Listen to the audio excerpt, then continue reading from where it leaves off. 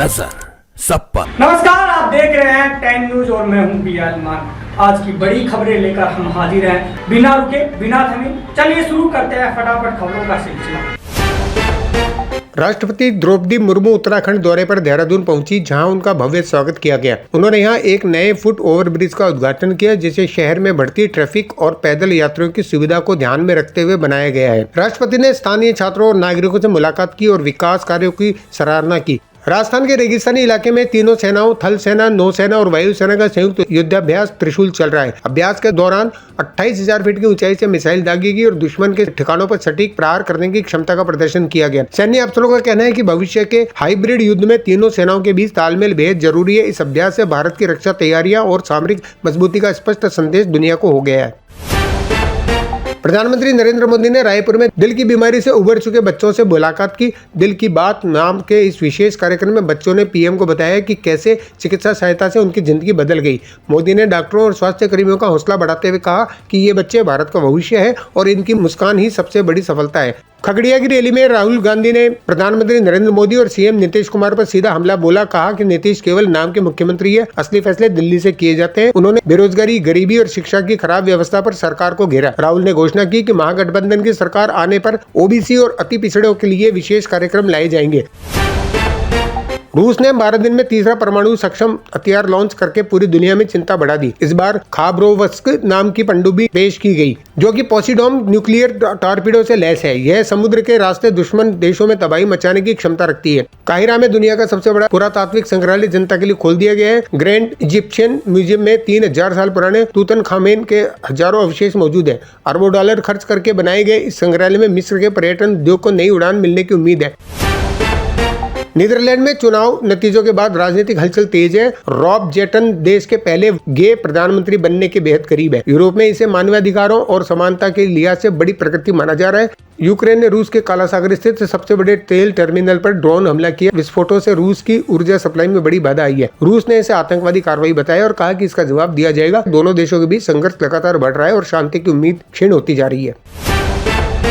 उपराष्ट्रपति JD Vance द्वारा भारत पर की गई टिप्पणी के बाद कई हिंदू संगठनों ने आपत्ति जताई है। संगठनों का कहना है कि वेंस को हिंदू धर्म और भारत की विविध संस्कृति को सही तरीके से समझना चाहिए। समुदाय ने कहा कि गलत धारणाओं को फैलाने वालों को जवाब दिया जाएगा। दुलारचंद यादव हत्याकांड में पूर्व बाहुबली एमएलए अनंत सिंह को कोर्ट ने 14 दिन की न्यायिक हिरासत में भेज दिया है। उन्हें बेऊर जेल ले जाते समय कड़ी सुरक्षा बरती गई। पुलिस का कहना है कि आगे कई संदिग्धों से पूछताछ होगी और सबूतों के आधार पर कड़ी कार्रवाई की जाएगी।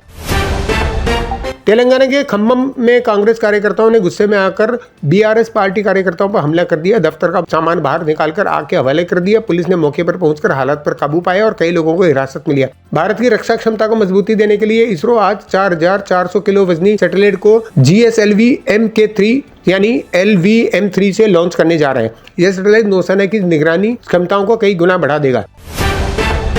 कबड्डी खिलाड़ी की हत्या के मामले में पंजाब पुलिस ने 2 मुख्य आरोपियों को गिरफ्तार कर लिया है। उनके पास से अवैध हथियार भी बरामद किए हैं। शुरुआती जांच में पुरानी रंजिश की बात सामने आ रही है। हत्या से स्थानीय खेल समुदाय में गुस्सा है और लोग न्याय की मांग कर रहे हैं। मध्य प्रदेश के एक मदरसे में पुलिस ने छापेमारी कर करीब 16 लाख रुपए के नकदी नोट बरामद किए। ये नोट इमाम के कमरे में मिले। पुलिस ने इमाम को हिरासत में लेकर पूछताछ शुरू कर दी है और शक है कि नोट सप्लाई करने वाला एक बड़ा गिरोह देश भर में सक्रिय है।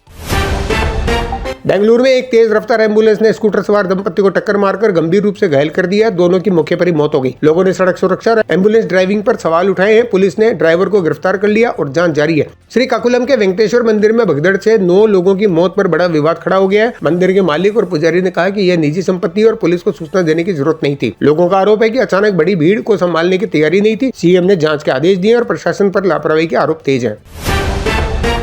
राधापुर की रैली में तेजस्वी यादव ने कार्यकर्ताओं का मनोबल बढ़ाया। उन्होंने कहा कि आरजेडी कार्यकर्ता ही पार्टी की असली ताकत है और सत्ता में आते ही युवाओं के लिए बड़े पैमाने पर सरकारी नौकरियां दी जाएगी। उन्होंने शिक्षा, स्वास्थ्य, बिजली के लिए नई नीतियों का वादा किया। मोन्था तूफान कमजोर होने के साथ ही उत्तर भारत में सर्द हवाएं लौट आई है। दिल्ली NCR में प्रदूषण का स्तर फिर खतरनाक श्रेणी में पहुंच गया। AQI 400 के पार दर्ज किया जा रहा है। विश्लेषकों का कहना है कि आने वाले दिनों में हवा और खराब हो सकती है। बच्चों और बुजुर्गों को बाहर कम रहने की सलाह दी गई है। स्कूलों पर नए प्रतिबंध लग सकते हैं।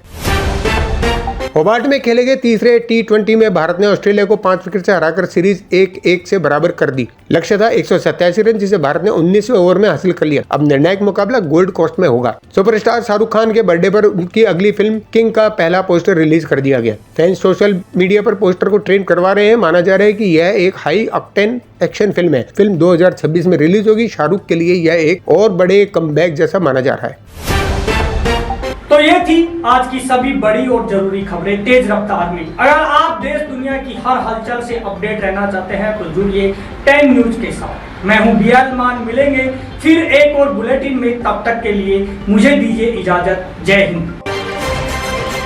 नजर सब